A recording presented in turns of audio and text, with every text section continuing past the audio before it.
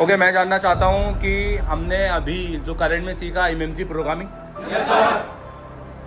अगर हमारा साइट लोगो पर आए तो अगर हमें जीपीटी को किस तरीके से रीराइट करना है, हेल्थ कैसे रिपेयर करना है, या हमें चेंज आईसी जैसे कॉलकम को आईसी कैसे चेंज करना है, हमें उसमें क्या प्रोसीजर होनी चाहिए, एमडीके के अंदर फ्लैश 64 हो या यूएफआई हो, आप में से किस किस को ये चीज़ क्लियर है मुझे बताओ। क्लास के अंदर क्लियर है आपको?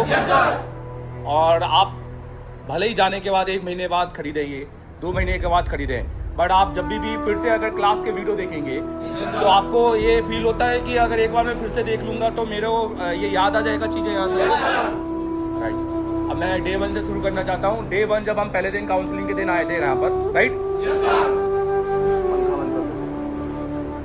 पंखा बंद करो, दोनों पंखा बंद करो। काउंसलिंग के दिन हम जब डे 1 पे आए थे, राइट, यहाँ पर, और हमने काउंसलिंग में यही सीखा था कि हमें डिसिप्लिन के साथ में रह के काम करना है। और काउंसलिंग के दिन भी हमने फिर एक एमएमसी रिवॉल्व की थी।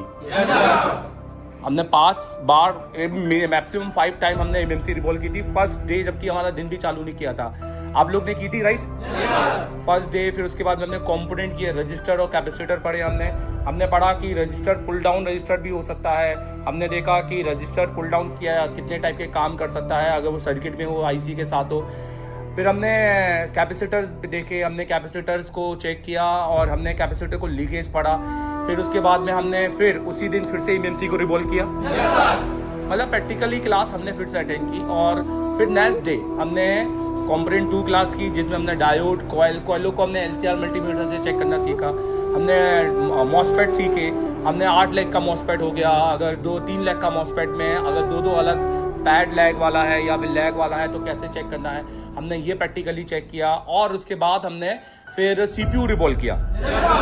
परफेक्ट तरीके से हुआ कि ऐसा तो नहीं कि हमने करवा दिया और आपने ऐसे ही 4 करके आ गए, राइट, नहीं, मतलब इस तरीके से कि अगर आप यूनिवर्सल दें तो आप जाकर रिवॉल्व कर सकते हैं, राइट।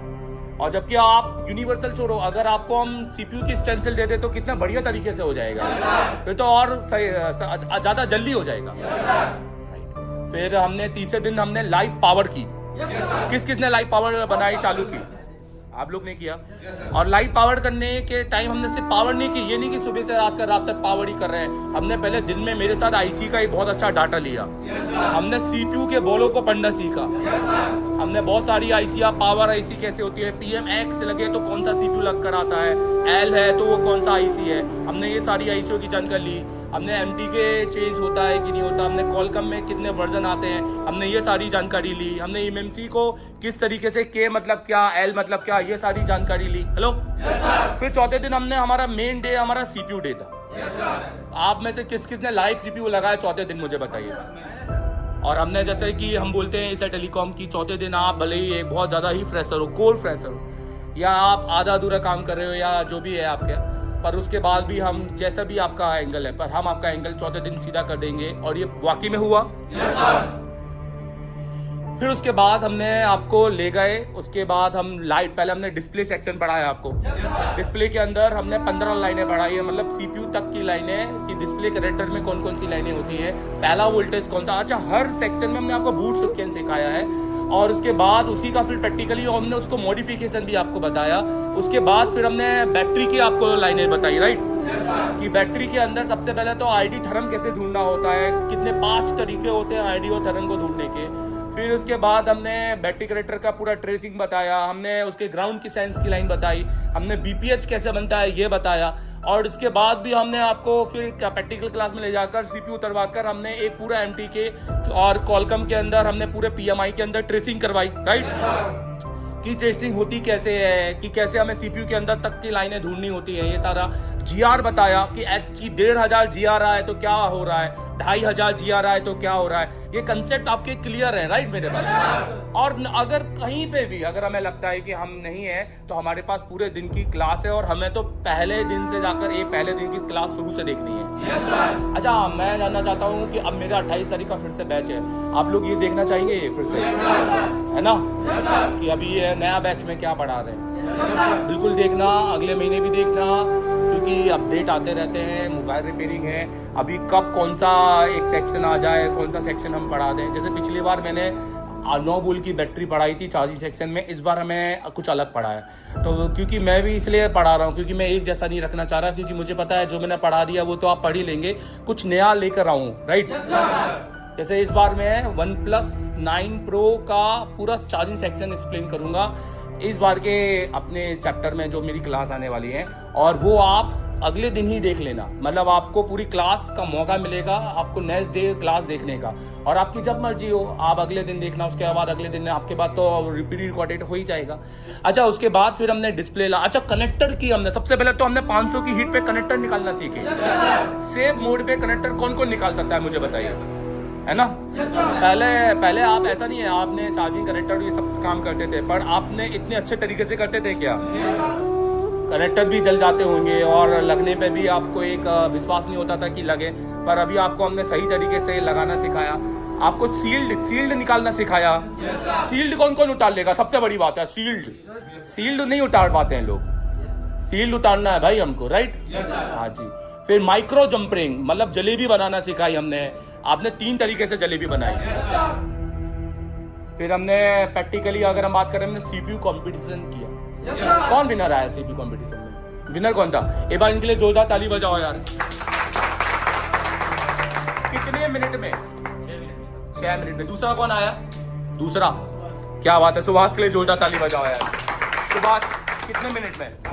7 मिनट। सुभाष आ गया, मैं तो विश्वास ही नहीं मार रहा। सुभाष तुमने तो यार SMD भी नहीं होगी तुम्हारे पास तो, राइट। तो उसके बाद भी तुम कैसे आ गए, राइट। तो ये प्रैक्टिस करके, और सुभाष मुझे लगता है कि तुम सबसे अच्छा प्रैक्टिस करोगे यहाँ से आने के बाद। Very good. और तीसरा कौन है? तीसरा, थर्ड। अच्छा, वो चला गया। तो मतलब आप लोग जीते सब हैं और हम सभी विनर हैं ना। ओवरऑल ये हमारा मेंटली स्ट्रेस दूर करना है। कंपटीशन इज नॉट अबाउट की winner, competition is about not about getting winner, competition is about कि हम 1 घंटे के अंदर क्या काम करने के लिए तैयार बैठे हैं क्या, राइट। कभी 1 घंटे में अगर आना है कि सर मेरा 4 बजे ट्रेन है, मैं 3 बजे आया, सर मेरे 1 घंटे में कुछ कर सकता है, हमें लगे चलो इसका CPU तो रिवॉल्व करके देख ही लेंगे, तो एटलीस्ट वो स्पीड हमारे में होनी चाहिए। हमारे अंदर सिर्फ रिवॉल्विंग चालू करने की क्षमता नहीं, हमारे अंदर स्पीड में रिवॉल्विंग चालू करने की क्षमता होनी चाहिए। और मैं तो चाहूँगा कि इन फ्यूचर जो इंडिया के अंदर बड़े बड़े कॉम्पिटिशन होते हैं, जो बाहर जाके होते हैं, आप उनको भी अटेंड करो जाकर, और अपना नाम, अपना एज ए टेक्नीशियन नाम पूरे इंडिया में प्रो लेवल पे लेके आओ, बराबर। अब हमारी फील्ड बहुत बड़ी हो गई है, मोबाइल मूवी लाइव हो गया, या अभी आने वाले बड़े बड़े कंपटीशन हो गए, जीलोन हो गया, या ये सारी चीज़ें इंडिया के अंदर बहुत बड़े बड़े टेक्नीशियन को उठा रहे हैं भाई। फिर इसके बाद हमने चार्जिंग सेक्शन, हमने नेटवर्क सेक्शन, हमने डैश सेक्शन पढ़ा, और डैश सेक्शन को तो हमने इस तरह से पढ़ा कि अभी कोई सेट आए रियलमी का तो हम डायग्राम नहीं ढूंढेंगे, हेलो, हम तो सीधे उसकी बक लाइन पे काम करेंगे। हमारे पास प्रोटोकॉल पता है 2+1, हमें ये नहीं हमें करना है कि ये कौन सा बक है, ये कौन सा बक है, हमें MMC के पूरे प्रोटोकॉल पता है, MMC के उठा के कौन से पैड पे हमें कौन से वोल्टेज चेक करना है, और हमें CPU के सारे प्रोटोकॉल पता है कि CPU पर CXO की लाइन नहीं आई, या EBI की लाइन पे कोई वोल्टेज नहीं आया, या कोई पुल डाउन रजिस्टर निकल गया तो उसको भी हमें कैसे ढूंढना है, 240 ओम के रजिस्टर हमें रैम में किधर लगे जाते हैं। और ये पूरी क्लास आप बहुत मतलब आप समझो कि यार ये होता ना कि यार मेरे लिए एक चीज़ ऑलरेडी अब पहले से तैयार है, बस जाके मुझे उस पर काम करना है, राइट। और इसके बाद फिर हमने सॉफ्टवेयर किया। सॉफ्टवेयर हमने शुरू से पढ़ाया होगा, राइट, कि एक नया लैपटॉप में ड्राइवर कैसे डाला जाए, ऐसा ही करा है ना। CPU पाथ, CPU, हाँ, आपने CPU कैसे फाइंड आउट करना है, क्या आपके पास कोई फ़ोन आया और वो सॉफ्टवेयर में है, अब उसको फ्लैश करना है, तो कैसे फाइंड आउट करें कि इसका कौन सा टूल होना चाहिए, कौन सी फ्लैश फाइल होनी चाहिए, अब इसका टूल कैसे डाउनलोड करें, इसकी फ्लैश फाइल कहाँ से डाउनलोड करें, फ्लैश फाइल के वर्जन क्या होते हैं। आप जब सॉफ्टवेयर को थोड़ा और एडवांस पे जाते हैं, जब हमने सॉफ्टवेयर कर लिया उसके बाद भी हमारा फ्लैशिंग डन नहीं हुआ, मतलब कहीं ना कहीं एरर आ रहा है, वो एरर को रेक्टिफाई करने के लिए हम प्रोग्रामिंग सीखते हैं। तो हमने पहले तो UEFI से सीखा। अच्छा, मैं जानना चाहता हूँ हमने UEFI से क्यों सीखा, आप मुझे बताइए। फ्लैश 64 चल रहा है मार्केट में, सिर्फ फ्लैश 64 और उसी के अलावा और कुछ भी नहीं, फिर भी हमने UEFI से क्यों सीखा। हम सिर्फ फ्लैश 64 से सीख के भी तो क्लास खत्म कर सकते थे। पहले बेसिक सीखना चाहिए, फिर बाकी बेस तैयार किया हमने एटलीस्ट वो पहले सीखा जिसको हम जल्दी खरीद सकते हैं और एटलीस्ट अपना काम चालू कर सकते हैं, क्योंकि फ्लैश 64 तो 2025 में आया, उससे पहले तो वो था नहीं, तब तो फ्लैश UEFI था।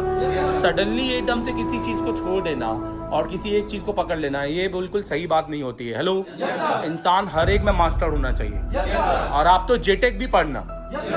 मैं तो कहता हूँ अगर सेकेंड हैंड सही कह रहे हो, अगर कहीं से जेटेक मिल जाए तो सेकेंड हैंड जेटेक भी परचेस कर लेना।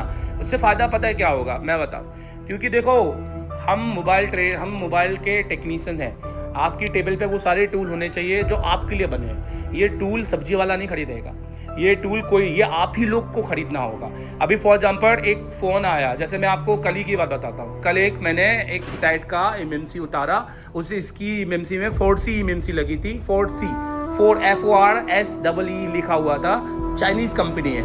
तो जितनी भी चाइनीज़ कंपनियों की एमएमसी है, ये YMTZ हो गया, 4C हो गया, या इस पर K करके कुछ लिखा हुआ है, KMT ऐसा कुछ लिखा हुआ है, जो भी मतलब आपको लग रहा है यार ये तो हमने पहली बार देखी है, तो वो सारी एमएमसी या वो सारा UFS वो बहुत ज़्यादा गर्मी खा ही नहीं सकती है।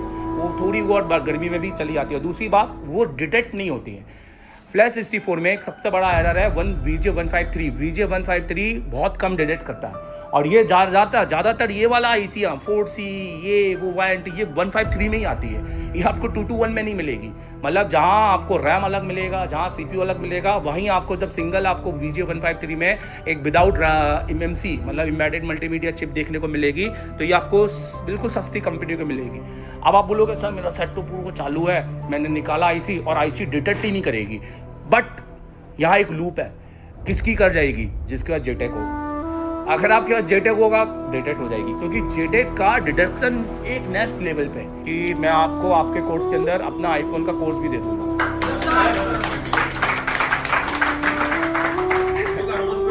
वो 6 से 12 प्रो तक है, उसमें 13 14 तक के उसमें सीरीज के सोल्यूशन मिले हैं। और उसमें A8 CPU कैसे किया, उसमें A10 CPU कैसे किया, उसमें A11 CPU, A12, A14, A15 CPU, सब CPU को करके दिखा है। CPU और वो अलग बात है, उसमें सर्किट बताया है। उसमें सबसे पहले iPhone 6 पढ़ना अगर मिले तो।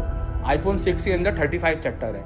सेंसर से लेकर हर चैप्टर को डिटेलिंग के साथ में एक्सप्लोर किया है। जब तक कोई मुझसे ये ना पूछे कि सर VDD मेन क्या होता है, कि सर VDD बूस्ट क्या होता है, कि सर कौन सी IC कहाँ से कौन सी IC को हम वो कर सकते हैं। आज मेरे से कोई पूछे कि सर आईफोन में मेरा लाइट नहीं आ रहा या डिस्प्ले नहीं आ रहा, तो मैं हमेशा बोलूँगा कि डिस्प्ले IC को मत निकालो, डिस्प्ले के पास में लगे कैपेसिटर के डायोड मोड पे GR चेक करो। पहला लीकेज मैंने अभी आपको याद है ऑडियो से सिखाया है कि डायरेक्ट सेक्शन पे काम पहले हमें कंपोनेंट टेस्टिंग करनी है।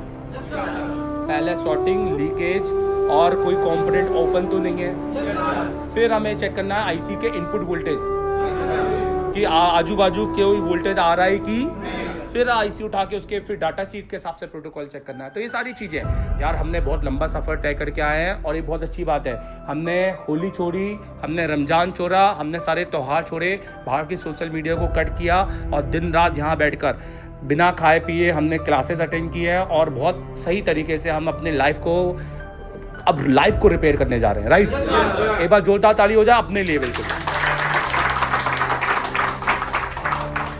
फाइनल, आप लोग पर्सनली बताइए, आप लोग खुश हैं एशिया टेलीकॉम से?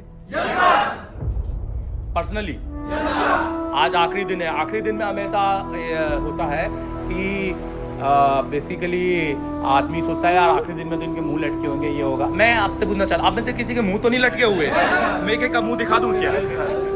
आप यार सबसे ज़्यादा फ्रेशर जितने सिर्फ 7 मिनट के अंदर CPU लगाया, मैं ये सोच सकता हूँ कि कैसे लटके होंगे मुंह, हो ही नहीं सकता है। अब मैं आपसे फाइनली एक बार और पूछना चाहता हूँ, क्या आप लोग हमारे डिसिप्लिन से नाराज तो नहीं है? हमारे सीपीयू मास्टर, इनका सपना था कि मैं सॉफ्टवेयर पे काम कर सकूं और आईसीयू पे काम कर सकूं, और इसी बंदे ने सबसे पहले सीपीयू लगाया। अच्छा, मैं ये जानना चाहता हूँ, क्या आप मुझे बताइए, क्या मैं जो थोड़ा सा स्ट्रिक्ट रहता हूँ, क्या मैं अगली क्लास में रहूँ कि नहीं रहूँ? या हंसी मजाक करता रहूँ बस? ऐसा नहीं है, क्लास मजाक का पार्ट नहीं होता है। मैं बिल्कुल मजाक कर सकता हूँ, ऐसा नहीं है, बट एक मजाक का माहौल बनना चाहिए। राइट, हर टाइम हम जोकर नहीं हैं जो हर टाइम हंसते और गिलगिलाते रहे, या हमें हर टाइम खुश होते ही पढ़ना चाहिए। नहीं, पढ़ाई एक सीरियस वे है। हम यहाँ सब कुछ खो के सब कुछ छोड़कर यहाँ बैठे हुए हैं, और अब अगर हम सीरियस नहीं हुए और अभी भी अगर हम अपने आप को मतलब कैसे भी करके खुश करना खुश नहीं करने आए हम यहाँ पर। मैं पहले ही कह रहा हूँ, हम यहाँ खुश होने नहीं आए, हम यहाँ सेटिस्फाई होने आए हैं अपनी पढ़ाई से। अब जाइए गोवा में, वहाँ खुश होइए, आप जाइए न्यूयॉर्क, वहाँ खुश होइए, यहाँ खुश होने कोई नहीं आया। तो भाई इंस्टीट्यूट ऐसे ही होना चाहिए कि नहीं होना चाहिए? अगर आप लोग मुझे बताइए कि जो इंस्टीट्यूट में टाइमिंग की कोई सीमा नहीं है, कभी भी खाना हो रहा है, कभी भी पढ़ाई हो रही है, टीचर आता पता नहीं, अब काम कर रहे हैं 3-3 4-4 घंटे टीचर नहीं है, वो इंस्टीट्यूट में पढ़ाई हो सकती है क्या? खाली माइक्रोस्कोप रख देने से नहीं होगा। जिस इंस्टीट्यूट में टीचर डांट नहीं रहा है क्योंकि उसको लग रहा है डांट दूंगा तो भाग जाएगा, वो इंस्टीट्यूट में क्या वो पढ़ाई हो सकती है क्या? तो पहली बात तो ये डांटना कोई डांटना किसके लिए डांट रहे हैं, एक बार बताइए। राइट, अगर मुझे लग रहा है कि कोई ढीले से बैठा हुआ है, मुझे लगता है अगर मैं उसको थोड़ा बोलूँ कि तुम सही से बैठो नहीं तो खड़े हो जाओ, तो मुझे लगता है कि खड़े अगर 10 मिनट भी खड़े करूंगा तो मुझे लगता है कि वो नेक्स्ट टाइम से सोचेगा नहीं यार मैं वाकई में कोई गलती कर रहा हूँ, इसलिए सर ने मुझे ही क्यों पॉइंट ऑफ व्यू किया। राइट, हमें अपना सारा मेल ईगो त्यागना है भाई, मेल ईगो नहीं होना चाहिए। राइट, हमारे अंदर एटीट्यूड होना चाहिए। मैं हमेशा सीखा, मैं अपने 2009 के एक एक्सपीरियंस बता रहा हूँ। मैं एक बैंक में कैशियर था, इंडसइंड बैंक में 2008 में। तो मैंने एटीट्यूड सीखा वहाँ पर कि एटीट्यूड 2 प्रकार का होता है, एक अच्छा है और एक बुरा एटीट्यूड हमारा सेल्फ एटीट्यूड होता है कि मैं हम तुम ये, मैं ऐसा नहीं करूँगा, मैं ऐसा नहीं करूँगा, मैं तेरे जैसा नहीं बनूंगा, मैं ये नहीं करूँगा, मेरी मर्जी वाला गाना टाइप। और एक अच्छा एटीट्यूड कि मेरा एटीट्यूड मेरे काम के लिए, काम में मेरा एटीट्यूड नेक्स्ट लेवल है। समझ में आ रहा है ना मेरे पास? हमें अपना एटीट्यूड काम में दिखाना है कि बताओ क्या करना है, ये वाला काम ये मैं करके दिखाऊंगा, तो करके दिखाना है। राइट, और नहीं हुए तो यार दिमाग में यार कैसे नहीं हुआ यार, मैं तो करूंगा, अब 24 घंटे लगा दूंगा, 3 घंटे और उसको सीखने में लगा दूंगा कि वो क्यों नहीं हुआ मेरे से। हेलो, ये होना बहुत ज्यादा जरूरी है। सो आई होप कि आप एशिया टेलीकॉम में देवेंद्र अग्रवाल से दुखी नहीं है किसी पक्का। एमडी सर और देवेंद्र अग्रवाल और दुर्गेश सर, ये तीनों सर के अगर मैं बात करूं, आप लोगों को क्लास देने में कोई कमी तो नहीं छोड़ी हमने?